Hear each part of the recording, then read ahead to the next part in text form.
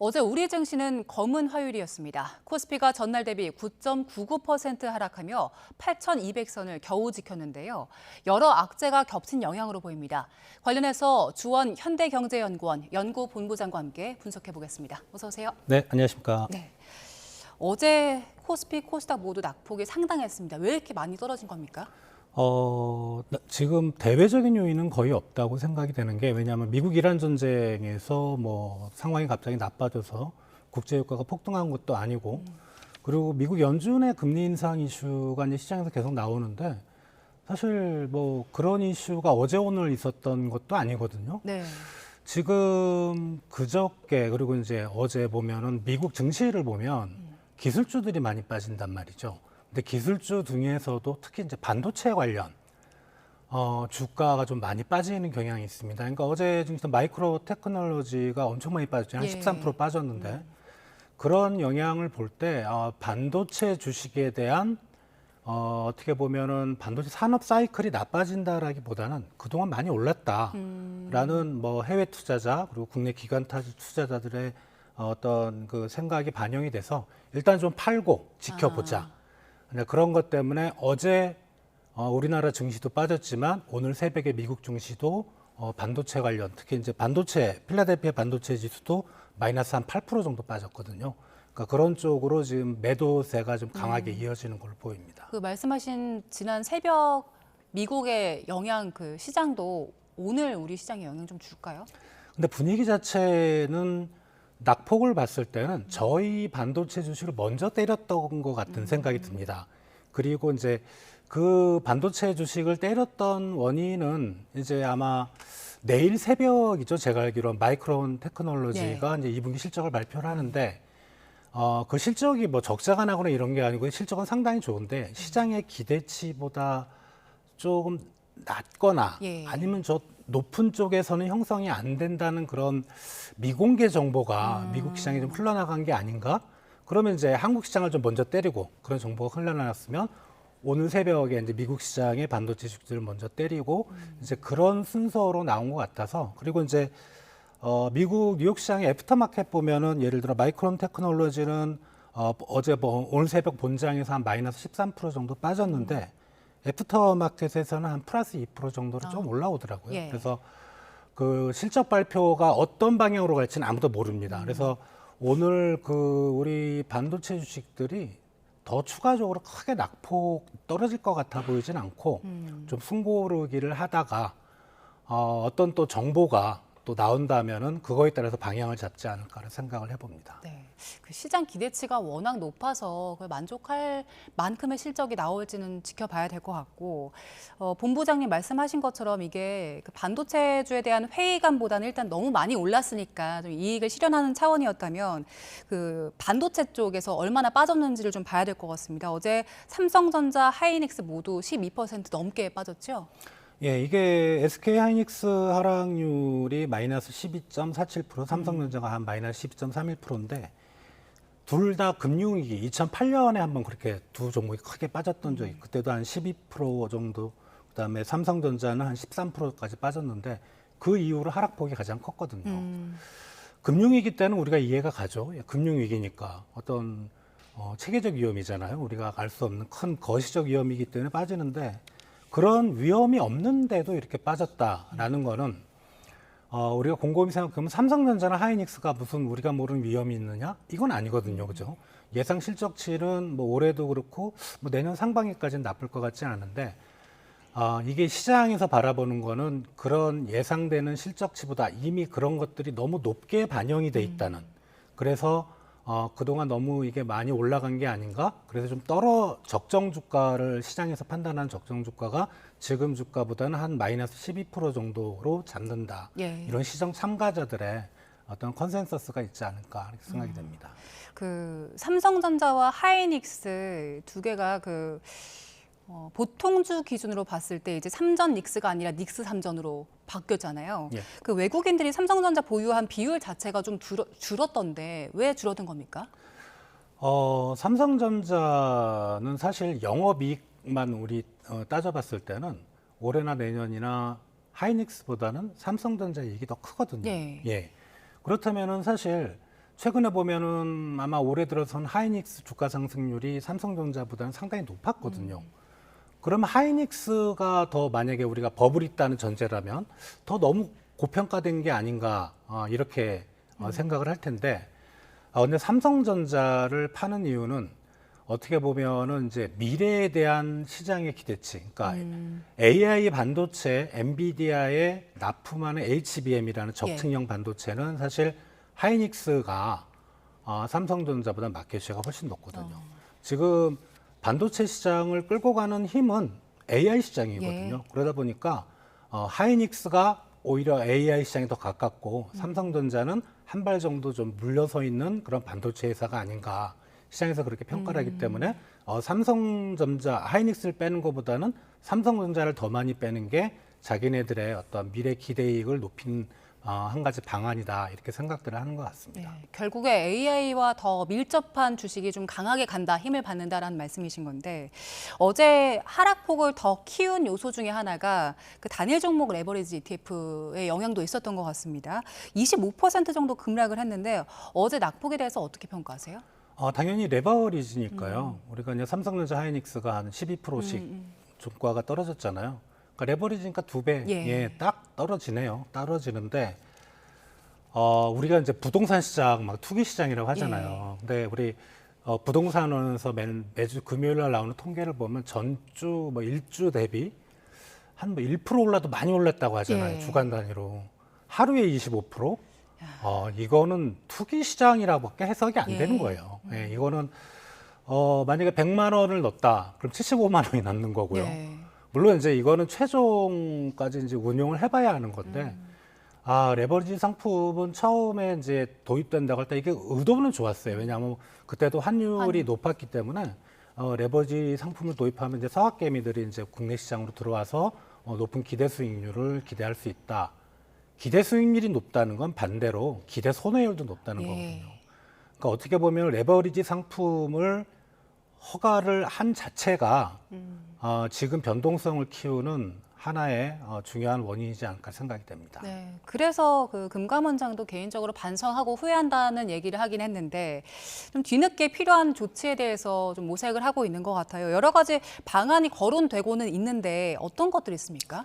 뭐 예를 들어 이제 레버리지 상품 같은 경우는 예탁금을 한 1,000만 원 정도 기본 예치를 해야 되는데 그걸 높이는 방안. 그리고 이제 이게 투자자 교육 금투협에서 이제 뭐 1시간씩 네. 뭐 일반 교육과 심화 교육을 각각 이수해야 되는데 그거 교육 시간을 늘리는 방안 또는 이제 상품 수수료 인상 수수료를 이제 뭐 사고 팔 때는 이제 왜냐하면 우리 투자사들이 보면은 그거를 공짜로 운영해 주진 않잖아요. 예. 자기네들이 먹는 수수료가 있는데 그걸 인상하는 방안 이렇게 되고 있는데 이 세 가지 방안은 과연 얼마나 효과가 있을까? 그거 한다고 뭐 예를 들어 이수 교육 시간을 1시간에서 2시간 늘린다고 예. 제가 보기에는 당분간 이 레버리지 상품은 스탑을 해야 된다고 생각합니다. 그게 가능합니까? 그러니까 기존의 레버리지 상품은 뭐 스탑을 하면 안 되는 것 같고 추가로 만약에 신규 상품을 뭐 증권사나 투자자에서 이제 금융당국이 요구를 할 때는 조금 잘 살펴보고 완전히 스탑은 못하겠지만 좀 위험도라든가 이런 걸 고려해서 단일 종목 레버리지 예. 제가 말하는 건 단일 종목인데 이런 거는 좀 금융당국에서 좀 상당히 좀 꼼꼼히 살펴서 그거를 허가해 주는 거를 좀 신중하게 해야 된다 이렇게 생각이 됩니다. 예, 시장에 조금 더 직접적인 제한을 줄 수 있는 조치들이 필요하다는 말씀이신 건데 최근 우리 증시 보면 개인 투자자들이 굉장히 많이 참여를 하잖아요. 그 금투협 쪽에서도 지금 우리 자본시장 구조 좀 위험하다. 개인 투자자들이 너무 많고 그렇다. 이거 간접 투자로 좀 바꿔야 된다라는 얘기가 나오던데 여기에 대해서는 어떻게 평가하세요? 뭐 우리나라 개인 투자자가 다른 선진 시장보다는 비중이 높은 건 사실인데 그게 뭐 어제 오늘 얘기도 아니고 뭐 당연히 그렇게 가면 좋긴 한데 금투협은 사실 어떻게 보면 금융투자협회잖아요. 예. 투자사들이 모아서 만든 협회죠. 간접 펀드를 만들면 이제 투자사들이 좋은 거죠. 예. 그러니까 뭐 그런 의도도 있지 않을까. 뭐 그게 틀린 말은 아니지만 뭐 그거를 우리가 순수하게 100% 순수한 의도만 있다. 그렇게 보기는 좀 어렵다는 생각이 됩니다. 뭐 자본시장 구조에 대한 우려까지 이어질 건 아닌 겁니까? 저는 그렇게 보지는 않습니다. 뭐 오히려 코로나 위기 때라든가 이런 게 보면 오히려 개인 투자자들의 수익률이 훨씬 높았거든요. 예. 그래서 뭐 우리나라 개인 투자자들 비중이 높다고 우리나라가 뭐 잘못된 그거는 그 나라의 어떤 국민성, 그 나라 경제 구조라든가 고유의 특성을 반영을 한 거지. 만약에 그렇게 간접 투자로 옮기려면은 뭔가 확실한 뭐 민간 투자사들도 그렇고 정부 쪽에서 엄청난 인센티브를 줘야죠. 예를 들면 소득공제에서 엄청난 인센티브를 준다든가 뭐 양도세를 면제한다든가 뭐 그런 식의 인센티브를 준다면은 그렇게 가는 건데 뭐 민간 투자사도 뭐 아무런 그런 게 없고 수수료를 엄청 낮춘다는 이런 것도 있는데 그런 것도 없고 그냥 간접 투자로 간다, 예. 가야 된다. 말은 좋죠. 예, 근데 그거는 현실성이 없다는 저는 그런 생각을 가지고 있습니다. 좀 걸러들을 필요가 있다는 네. 말씀이시고 그 어제 낙폭을 키웠던 또 다른 악재 중에 하나가 이게 국민연금이 다음 달 리밸런싱 한다는 거잖아요. 근데 그 본격적으로 하기 전에 한 1조 원 조금 넘게 선제적으로 대응을 시작했더라고요. 이 영향이 있던 겁니까? 근데 어제 사실 그 외국인 투자자 매도가 훨씬 컸고 예. 또 국민연금만 있어 다른 기관 투자자들도 있었거든요. 그래서 국민연금이 큰 손이긴 하지만 국민연금이 시장을 주도하는 그런 세력은 아닌 것 같아요. 지금 보기에는. 그러면 1조 원이 규모는 크지만 전체적인 매매액에서 차지하는 비중은 작기 때문에 국민연금은 이제 시장의 흐름에 따라 간 걸로 저는 생각이 됩니다. 뭐 예. 국민연금이 어제 장의 하락을 주도했다 이렇게 판단하지는 않습니다. 예. 그런데 7월쯤 되면, 그러니까 다음 달쯤 되면 60조 원 정도의 대규모 매도가 관측된다는 전망들이 나오고 있어서요. 네. 이 정도 규모면 다음 달 증시에 좀 조정할 수 있는 빌미는 되겠습니까? 빌미는 될 것 같아요. 이게 왜냐하면 이제 사실 목표 비중이 20.8%로 높였거든요. 예. 한 14.9에서. 근데 요게 자산 배분 허용 범위도 플러스 마이너스 8%에서 상단이 한 28.8%까지 올라갑니다. 예. 근데 이 범위를 넘어서 국민연금이 사실 이전에 투자했던 게 아니고 샀는데 주가가 올라가니까 30%를 넘어가게 되는 거죠. 그래서 일부에서는 그걸 이제 리밸런싱 그 비율을 낮추려면은 한 60조 원 정도를 얘기를 하고 있는데 이거는 주가가 지금 수준을 유지할 때 예. 여기서 더 올라간다면 저거 60조는 또 훨씬 넘어가겠죠. 근데 주가가 빠지면 저것도 내려가는 거고. 근데 이제 이거를 우리가 생각해 보면 이제 국민연금도 가지고 있던 한국 주식을 전부 다 한꺼번에 파는 건 아니죠. 왜냐 한꺼번에 팔았을 때는 엄청나게 또 충격이 그쵸. 오니까 그러니까 조금씩 파는데 만약에 자기들이 팔았는데 주가가 그 영향 확 떨어지면 자기들이 가지고 있는 자산 평가액도 확 떨어지잖아요. 그러니까 그렇게 하고 싶지는 않은 것 같아요. 그러면 이제 조금씩 판다면 조금씩 파는데 아무튼 이제 매도 물량으로 우리가 이제 생각을 한다면은 예. 주가가 뭐 큰 폭은 아니지만 주가가 조정받을 수 있는 한 가지 원인은 되겠다 이렇게 생각이 됩니다. 시장 충격을 뭐 최소화하면서 조치를 하겠다고 했지만 일단 참여자들 입장에서는 국민연금이 어떻게 움직일지도 좀 볼 것 같고 또 투자자들이 주목할 만한 일정 중에 하나가 아까 말씀하셨던 마이크론 실적 발표 있고 그다음 그 현지 시간 25일에 미국 PC 그 개인 소비 지출 발표가 있잖아요. 네. 이 개인 소비 지출 발표되는 것 따라서 우리 시장에 어떤 영향이 있겠습니까? 근데 보통 이제 그러니까 PC라는 거는 시청자분이 잘 모르는 지표인데 CPI라는 소비자 물가인데 예. 우리는 소비자 물가 상승률을 중앙은행, 한국은행의 2.0% 목표치를 잡지만 미국은 CPI보다는 PC 개인 소비 지출 물가 상승률을 2.0% 연준의 목표치로 잡는데 예. 지금 그거보다 상당히 높거든요. 근데 시장의 예상치를 크게 항상 벗어나진 않아요. 그렇다면은 그 물가 상승률이 만약에 시장 예상치를 크게 벗어나는 게 엄청 높아진다면 그러면은 연준이 빠르게 금리 인상을 할 수 있고 그러면 우리 주식시장에는 상당히 좀 마이너스 요인이다. 왜냐하면 연준이 금리 인상을 하면 한국은행은 안 따라갈 수가 없거든요. 예. 환율 때문에. 그렇다면은 상당히 주식시장에는 악재인데 그 부분은 보면은 시장 예상치를 크게 벗어나지 그러니까 그 품목별로 보면은 시장들의 어떤 분석 기관들이 다 분석을 해놓기 때문에 예. 크게 벗어나지는 않을 것 같다 그런 생각을 가져봅니다. 예.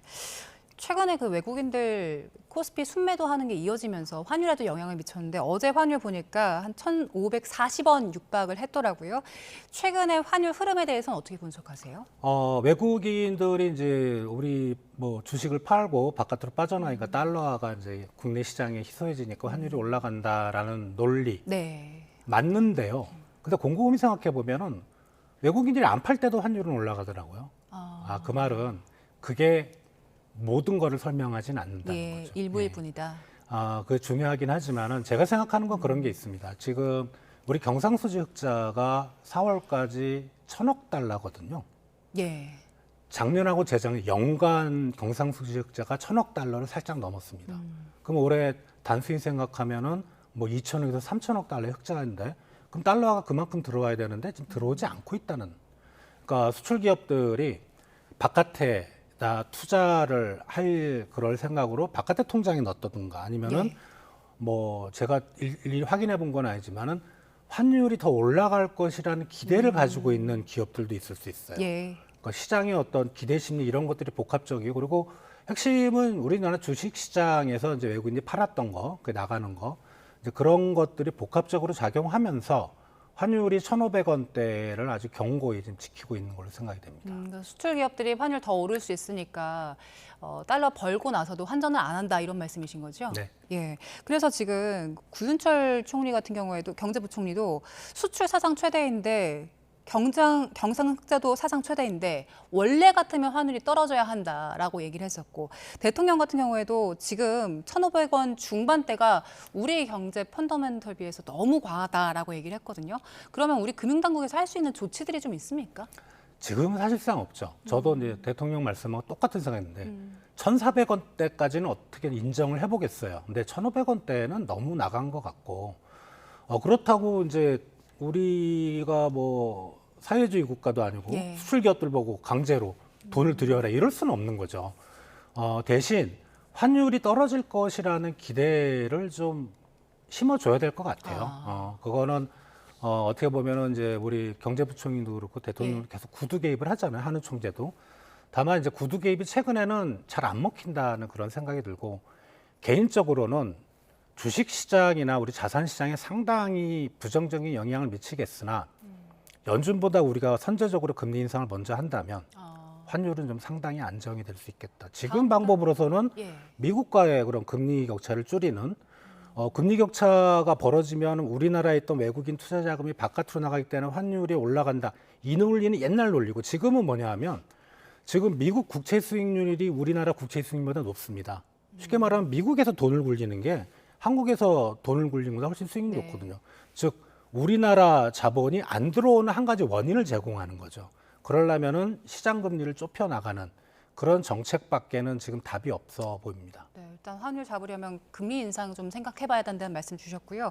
여러 가지 경제 이슈들을 함께 짚어봤습니다. 지금까지 조원 현대경제연구원 연구본부장과 함께했습니다. 고맙습니다.